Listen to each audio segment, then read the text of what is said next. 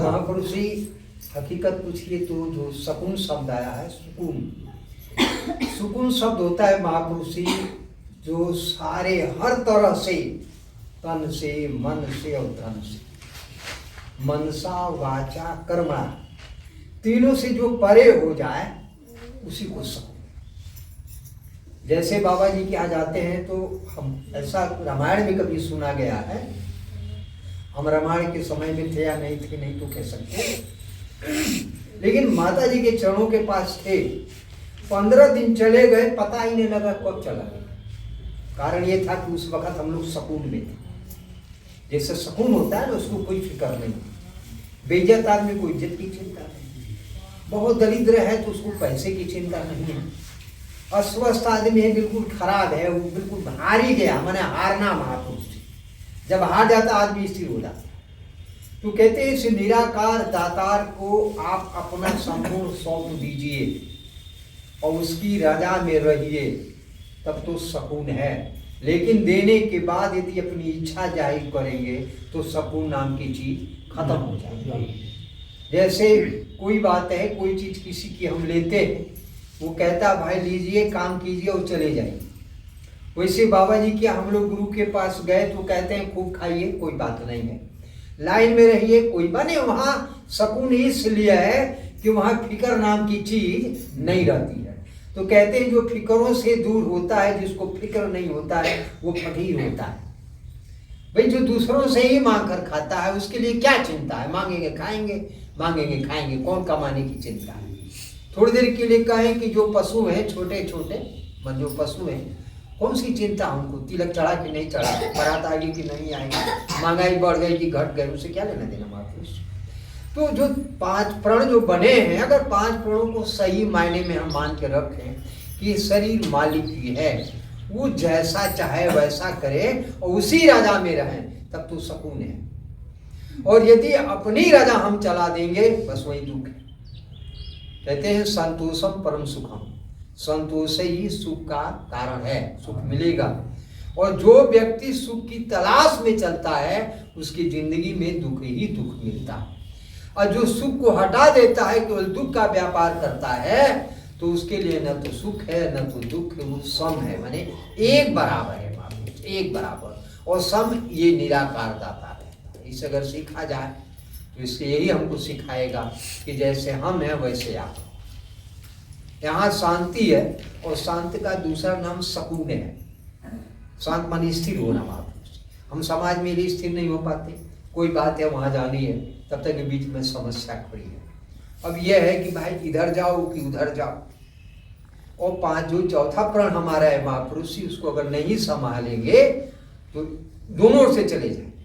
वहाँ ही जगह आता है कि अपना एक ठिकाना तज के दर दर धक्के खाओ ना, गृहस्थी हमारा ठिकाना है। गृहस्थी हमारा ठिकाना इसलिए है कि कुछ ऐसी संसार की माया की चीज है जो वहाँ पूर्ति होती है। ये शरीर से हम पूर्ति में ही पड़े हैं महापुरुष जी, और इस शरीर को पूर्ति कराते हुए, सबसे प्यार करते हुए, यानी घर से लेके गुरु के दरवाजे तक यदि हमारा प्रेम का रास्ता बनाए महापुरुष, तो हम सुकून हो जाए। यहाँ आने के बाद यदि हम घर की फिक्र करेंगे तो फिर हम न यहाँ सुकून से हैं न घर में सुकून से। तो हमें क्या करना है कि गृहस्थ में रहते हुए, और एक बहुत बड़ा आता है महापुरुष, प्रभु राजा में राजी रहना। जो करता है उस पर आप खुश रहो, एतराज मत जताओ। उसका उतना हो गया, मेरा कम क्यों है, तब तो दुख हो गया। ये बोलो ठीक है प्रभु, तेरी इच्छा है, तू इतना ही देता है तो कभी बढ़ा भी देगा, घटा भी देगा, अब ये तेरी मर्जी। कहते हैं महापुरुष जी, विज्ञान में कहता है सर कि महिलाओं को हार्ट अटैक कम आता है, महिलाओं को हार्ट अटैक कम आता है और पुरुषों को ज्यादा आता है। क्यों भाई? वो भी तो गृहस्थ में, हम भी गृहस्थ में हैं, इसलिए कि अपने दिल में वो बात नहीं रखती है। यदि दिल में कोई बात है तो लड़ झगड़ के निकाल लेंगे, और हम लोग जो है उसको पाले रहेंगे, और पाले एक दिन तो होगा कि विस्फोट हो जाएगा और हमारा हार्ट वाला काम जो है वो खत्म होगा महापुरुष जी। तो ये कहते हैं महापुरुष जी, आप इस तरह से साफ पाक हो, दिल में कोई बात मत लो महापुरुष जी, क्योंकि लेना जो दिल में बात रखेंगे वही फिर अगला कारण होगा। अगला माने आने का कारण। तुलसी इस संसार में बदला व्यर्थ न जाए। हम बदले की जब भावना से संसार में अच्छा फलनों बदले है ना, ठीक, हम तो नहीं मार सकते, अपने लड़के से कहेंगे, वो अपने लड़के से कहेगा। और कारण क्या हुआ कि हमारा जन्म मरण का चक्र वो चलता रहेगा। इसलिए संत महापुरुष कहते हैं भाई क्षमा कर दो, जो कुछ कहा उससे क्षमा कर दो, उसके चक्कर में मत पड़ो।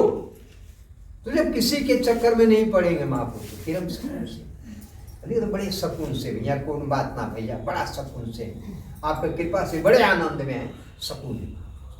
तो महापुरुष ही दास ज्यादा शब्दों का सहारा नहीं लेगा, बस इतनी बात रहेगा। सच्चे पातशाह निराकार दातार सदगुरु माता सुदीक्षा जी कृपा करो, रहमत करो, बख्शीश करो कि सारे संत महापुरुष तन से, मन से, धन से, हर तरह से सुकून में रहें, उनकी इच्छाएं सीमित रहें।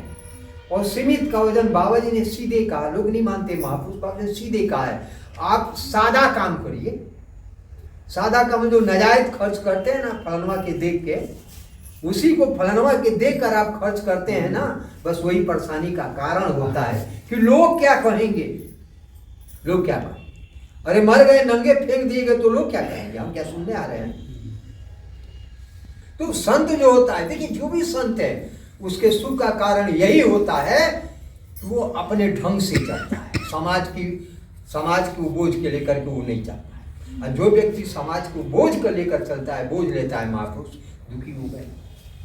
तो महापुरुष जी आप दास पर भी कृपा करो, दास भी तन मन धन में सुखी रहे और आपकी सेवा में लगा रहे, और अंतिम दौड़ते दौड़ते जब तक आपके दर्शन हो गए तो इस तरह अंतिम तोड़ भी आपके चरणों में बीते।